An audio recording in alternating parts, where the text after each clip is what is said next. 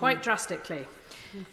So, looking forward to the summit next week, I'd like to focus on reality, not rhetoric. And the former Prime Minister Boris Johnson said in May 2016, "We think that leaving the single market and customs union would weaken our economy and hurt jobs, trade and investment." And that is exactly what we've seen. An act of economic self-harm that no other country is dreaming of. Research by Aston University has shown that exports to the EU have fallen by 27% since Brexit.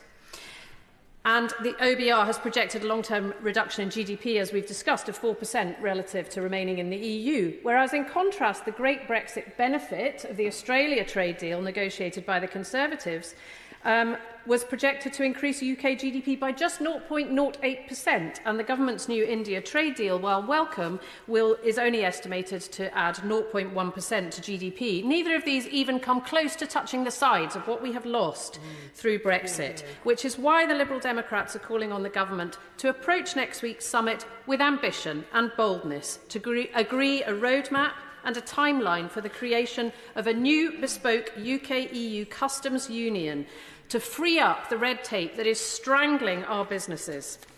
We've had lots of examples. I could give you many from my constituency, but in the interest of time, I'll just move on quickly to say that I also want to see us agree a youth mobility scheme as part of next week's summit, a win-win for young people and delivering a boost for our economy. And yes, we do want to see young people coming over here. I no longer want to see the pubs in my constituency closed 2 days a week because they cannot get the staff. I do not want to see cafes closing down because there are no young people, there aren't enough young people to staff the hospitality business. 120,000 young people are estimated to have left the hospitality industry since Brexit.